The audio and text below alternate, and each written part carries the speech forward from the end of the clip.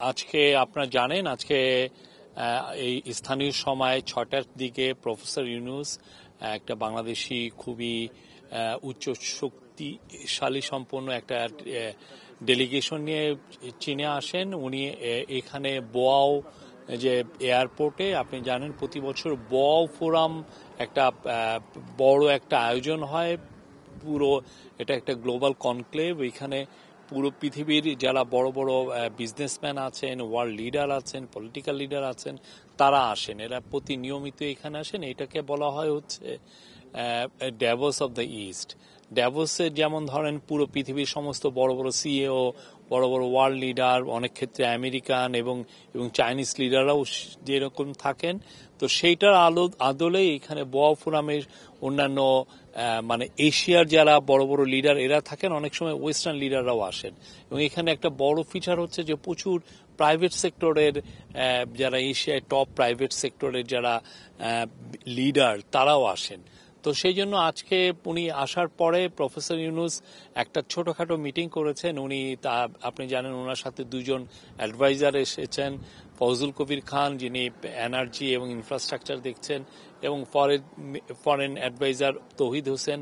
তারপরে ওনার সাথে আছেন high representative on Rohingya issues doctor Khalilur Rahman এবং বিডার chairman, executive chairman Chowdhury Ashik Mahmud. তো উনি আজকে তাদেরকে নিয়ে একটা মিটিং করেন। মিটিংয়ে সবাইকে বলেন যে বাংলাদেশের বিষয়টা আরো জোরালোভাবে, তারা যেহেতু এই বোয়াও ফোরামের বাইরেও বিভিন্ন সাইড লাইনে অনেকগুলো মিটিংয়ে যেহেতু তারা অংশগ্রহণ করবেন, তো সেই কারণে তাদেরকে জোরালোভাবে কি কি করণীয় সেটা আজকে উনি বলেছেন। এবং কালকে আমাদের সত্যিকার অর্থে কালকে খুবই বিজি ডে। কালকে খুব সকালে প্রফেসর ইউনূস বোয়াও ফোরামে রওনা দিবেন। বোয়াও ফোরামে এসে উনি প্রথম কাজটা হবে যে চাইনিজ এক্সিকিউটিভ ভাইস প্রিমিয়ার, উনি খুব সিনিয়র একজন চাইনিজ লিডার, তার সাথে কথা হবে। সেখানে তার সাথে একটা মিটিং এর পরে উনি বোয়াও ফোরামে এশিয়া এবং এমার্জিং ইস্যুগুলো নিয়ে একটা 7-8 মিনিটের উনি একটা স্পিচ দিবেন। তারপরে অনেকগুলো মিটিং আছে, রাশিয়ান ভাইস প্রিমিয়ারের সাথে মিটিং আছে, ডেপুটি প্রাইম মিনিস্টারের সাথে মিটিং আছে। তারপরে ফাও, আপনি জানেন ফুড অ্যান্ড এগ্রিকালচার অর্গানাইজেশন, ফাও এর বাংলাদেশে ওদের যথেষ্ট ইনভলভমেন্ট আছে। অনেক বিষয়ে তারা আমাদেরকে এগ্রিকালচার বিষয়ে পরামর্শ দেয়, টেকনিক্যাল সাপোর্ট দেয়, অনেক বিষয়ে তারা ইনভলভ হয়।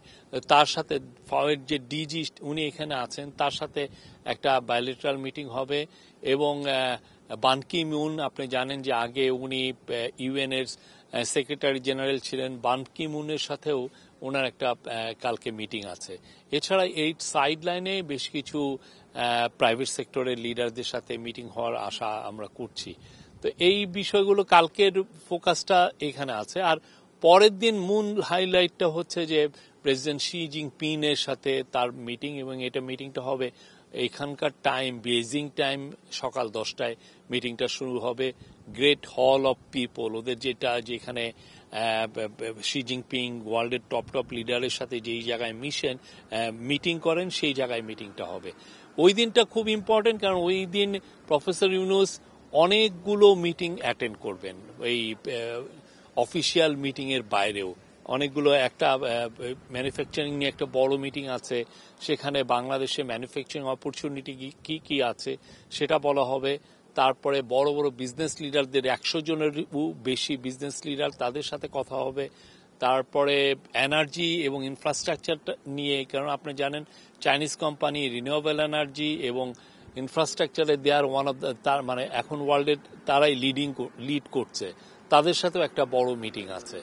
শি জিনপিং এর সাথে মিটিংয়ে, প্রেসিডেন্ট শি জিনপিং এর সাথে মিটিংয়ে বাংলাদেশ এবং চায়নার যে আমরা কত আরো কিভাবে আমাদের রিলেশনশিপটা আরো কতটা গভীর করা যায় সেটার একটা আমরা আশা করছি যে সেই বিষয়ে অনেক আলাপ হবে। অনেক বিষয়গুলো আছে, অনেক প্রজেক্ট নিয়ে কথা হবে।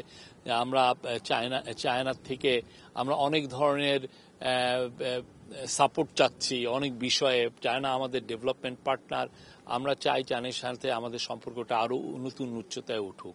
তো সেই অনুযায়ী বাংলাদেশের সাথে তাদের যে সম্পর্ক, যে গভীরতা, সেটাকে আরো কত দূর এগিয়ে নেওয়া যায় সেগুলো, এর ক্ষেত্রে বাংলাদেশের সাথে তাদের অনেক অনেক প্রজেক্ট নিয়ে আলাপগুলো হবে, যে কোথায় কোথায় তারা বাংলাদেশকে তারা সহায়তা করতে পারেন সেই বিষয়টা দেখা হবে। প্লাস আমরাও তাদের সাথে আরো কিভাবে আরো আরো অন্যান্য অনেক বিষয় আছে। আপনি জানেন রোহিঙ্গা বিষয়ে চায়না বেশ কিছু বছর আগে নিজেরা কিছু এফার্ট নিয়েছিল, সে বিষয়গুলো আছে। ভাই আগামীকাল যে ওয়াও ফোরামের আসলে আর তৃতীয় দিনে প্রফেসর ইউনূসের মূল ফোকাসটা হবে যে পিকিং ইউনিভার্সিটি। আপনি জানেন পিকিং ইউনিভার্সিটি ওয়ার্ল্ডের one of the best university. এখন টপ 10 ইউনিভার্সিটি বললে পিকিং ইউনিভার্সিটির নাম প্রায়ই আসে।